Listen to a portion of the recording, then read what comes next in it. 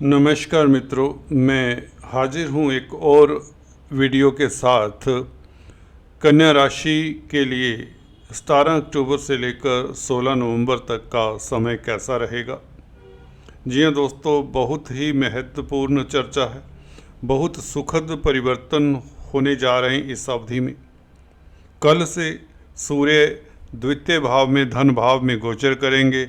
बुध के साथ बुध आदित्य राजयोग भी बनाएंगे, क्योंकि बुध पहले से ही आपके धन भाव में विराजमान हैं। आपके राशि के मालिक हैं। आपको बता दें, आपके कर्म भाव के मालिक भी हैं। कर्म भाव का मालिक धन भाव में बैठा है, तो ये बहुत अच्छी स्थिति बनी हुई है। परंतु सूर्य का कल से राशि परिवर्तन, ये और भी उत्तम स्थिति बन जाती है। बुध आदित्य राजयोग के चलते आपकी बुद्धि कुशागर रहेगी। आपका डिसीज़न जो भी होगा इस अवधि में, परिवार को लेकर, धन को लेकर, कार्य को लेकर, आपके कामकाज को लेकर, वह बहुत उत्तम होगा। और 20 तारीख से जैसा कि आप देख रहे हैं, मंगल आपके 11वें भाव में आ जाएंगे। हालांकि मंगल भी नीच राशि के हैं, सूर्य भी नीच राशि के हैं। दो ग्रह जब नीच राशि के हों तो उनकी उच्च की दृष्टियाँ अपोजिट भाव के ऊपर पड़ती हैं। सूर्य की उच्च की दृष्टि कल से अष्टम भाव के ऊपर पड़ेगी, इसका क्या प्रभाव होगा। और मंगल की उच्च की दृष्टि आपके पंचम भाव के ऊपर रहेगी दोस्तों। पंचम भाव जो कि विद्या बुद्धि संतान का है, स्पेकुलेशन का है और राजनीति का है, लव रोमांस का भी है। इवन पूर्व पुण्यों का भाव भी पंचम भाव होता है, क्योंकि नवम से यह नवम होता है, इसलिए पूर्व पुण्यों का भाव भी यही कहलाता है। तो अष्टम भाव और पंचम भाव बहुत स्ट्रोंग हो जाएंगे कल से सूर्य के कारण। अष्टम भाव और पंचम भाव 20 तारीख से, जब मंगल मिथुन राशि से निकलकर कर्क राशि में 11वें भाव में गोचर करेंगे। और भी चर्चा में है, शुक्र का राशि परिवर्तन हो चुका है। 13 तारीख से 11वें तृतीय भाव में गोचर कर रहे हैं, वृश्चिक राशि में। शनि आपके छठे भाव में वक्री अवस्था में गोचर कर रहे हैं। गुरु भाग्य स्थान में वक्री अवस्था में गोचर कर रहे हैं, इनका भी चर्चा करेंगे। राहु केतु यथावत बने रहेंगे मई 18, 2025 तक। इनका क्या प्रभाव होगा, इनके ऊपर भी टिप्पणी करने की कोशिश पूरी करेंगे। तो दोस्तों, अंत तक इस चर्चा को सुनिए।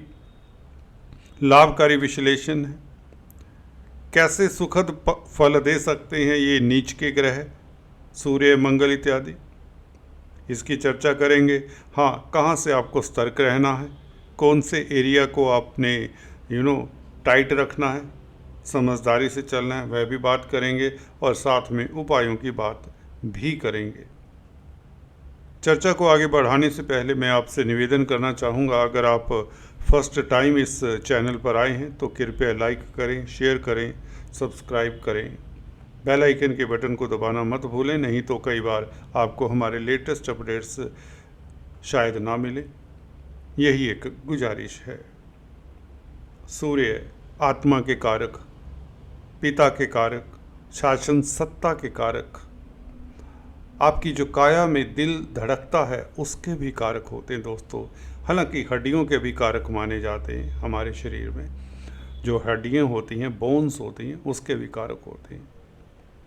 जिन जातकों का सूर्य द्वितीय भाव में, एकादश भाव में या केंद्र त्रिकोण में होता है, मित्र क्षेत्रीय हो तो बहुत अच्छा, तो वह व्यक्ति शासन सत्ता से जुड़ा होता है, उसकी विल पावर उत्तम होती है, सरकारी क्षेत्रों से लाभ होता है, पिता पक्ष उसका स्ट्रोंग होता है, फादर से उसे लाभ होता है या अच्छे पिता मिलते हैं उसे, ऐसा अक्सर देखा गया है।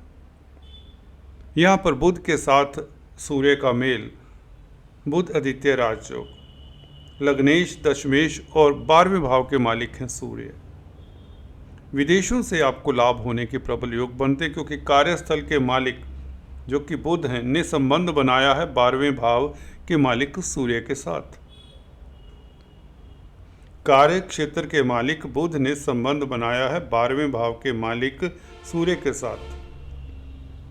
और लगन के मालिक भी हैं, आपकी राशि के मालिक भी हैं बुध, तो ये बहुत अच्छी स्थिति हो जाती है।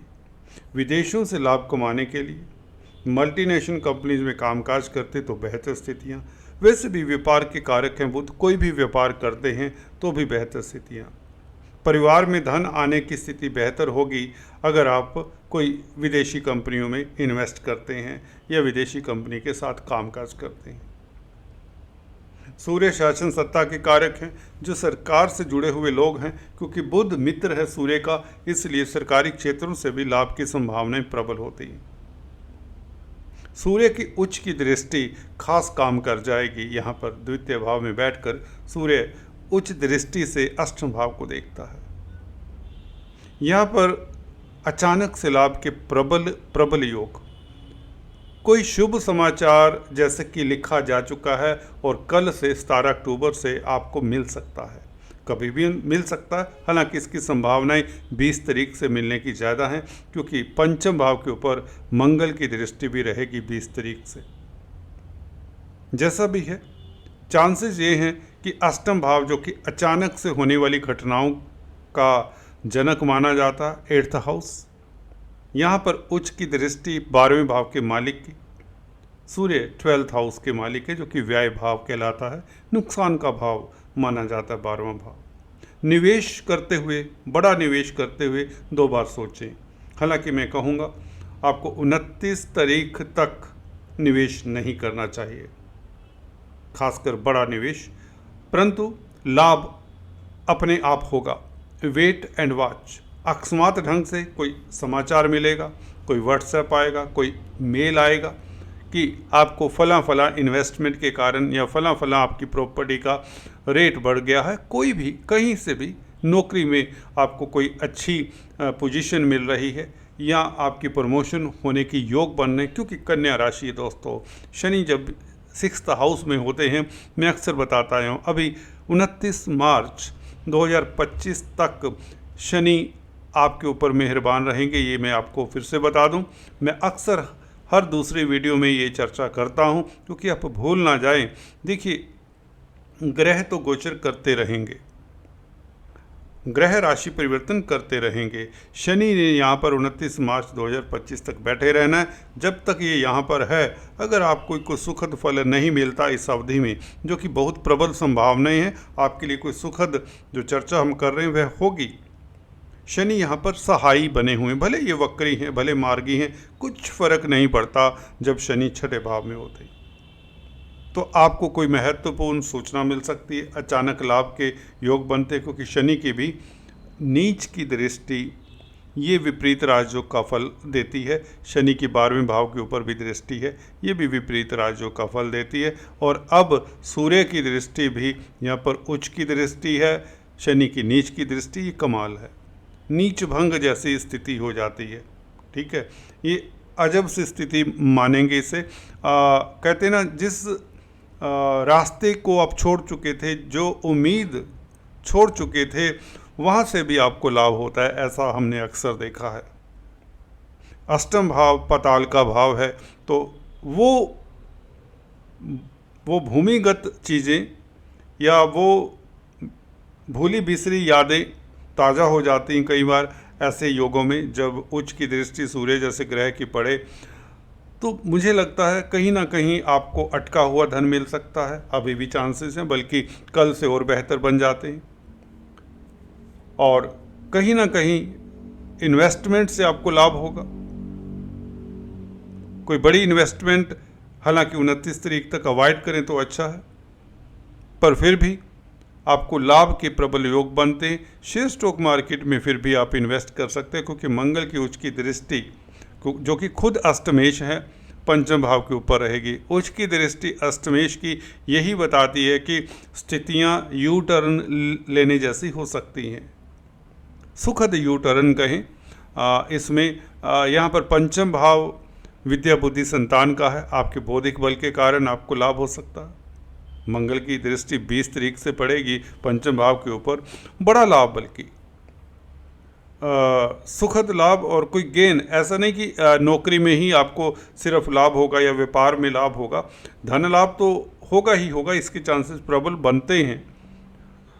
और इसके साथ आपको प्रतिष्ठा मिलने के योग बनते हैं। मंगल की ये दृष्टि ऐसा काम कर जाएगी, पंचम भाव के ऊपर उच्च की दृष्टि, ये मंगल के कारण आपको लाभ होता है। वैसे भी 11वें भाव में मंगल सुखद हैं, उपचय स्थान में क्रूर ग्रह बैठे वो अच्छा ही फल देते हैं। शनि के कारण आप शत्रु हंता रहेंगे इस अवधि में।